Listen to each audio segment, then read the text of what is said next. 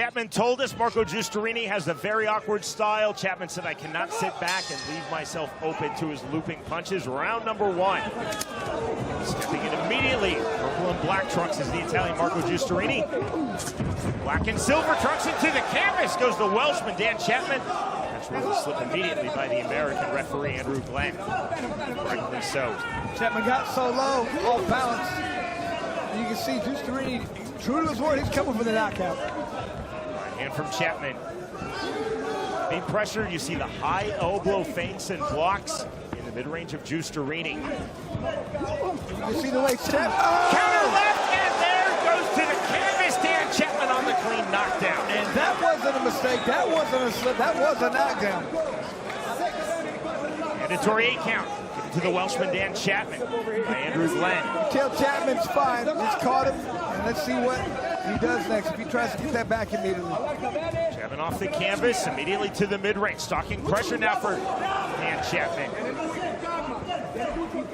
Great start to this fight for Marco Giustarini, who again told us, I have to take chances.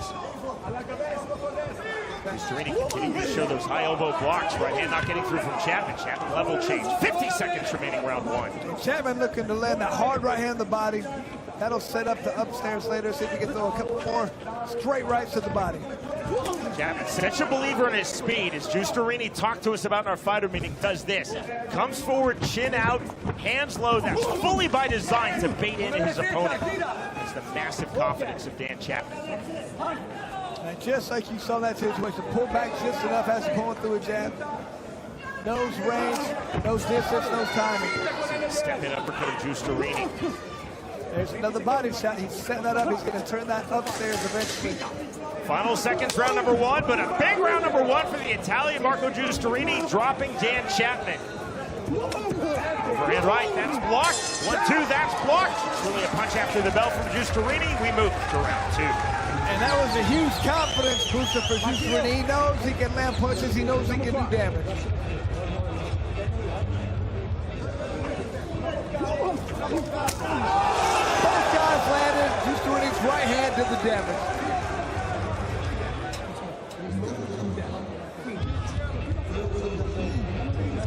That's telling, Sean. Both guys land, one guy goes down. Chapman, though, off the canvas had won and had the presence of mind to look to his corner and say, I'm all right. Oh, yeah, it didn't hurt him. It caught him. Big difference. A lot of times if a guy's hurt, I'm saying do not trade with this guy. You have to get your wits about you, move. You're a step slower. You can tell Chapman wasn't hurt. But he does know he can't get put down. Glenn bringing both fighters up to scratch.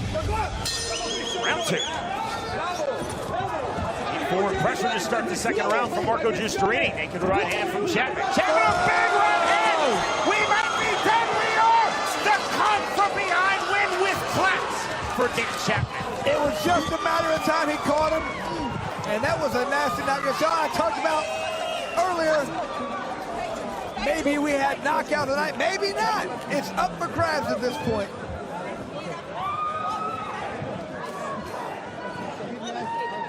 Thumbs up from BKFC founder and CEO David Feldman to the Welshman now based in Indonesia, Dan Chapman.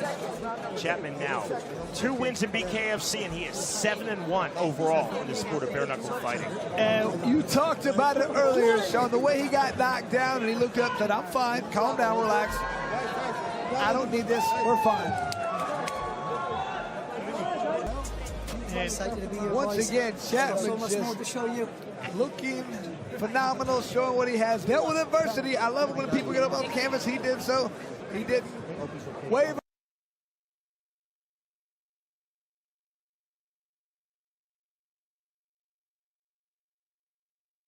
By Marco Giustarini. Giustarini landing the right hand, dropping Chapman. Chapman up at 1. Chapman, cool as you like, immediately off of the canvas after he took the mandatory 8 count from referee Andrew Glenn, stalking pressure to the mid-range, and then the fast start to round number 2 for Dan Chapman. The one-punch finish. Chapman showing his world-class hands victory. And just wait to see this. Oh, just threw that right hand right down the pipe. Finally got it through. Out immediately. you can just see at the end of that first round, he landed a couple good shots. He was right back in it. Just a matter of time till he landed that powerful shot, and he did. Feldman freaking out.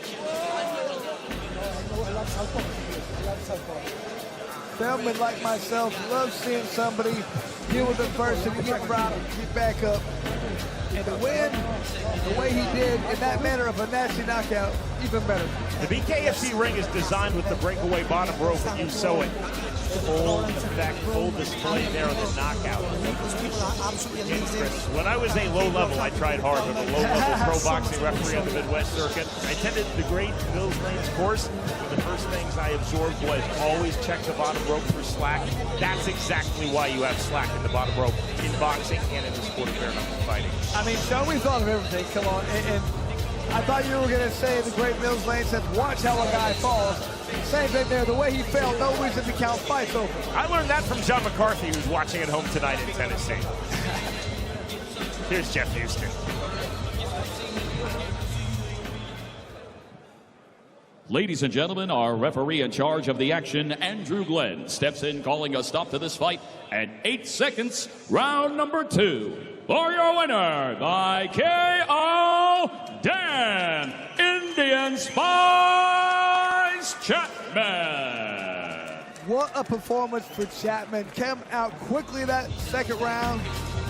Got the knockout, got up off the canvas. Sean, just the same amount of time, people have to ride a ball. 8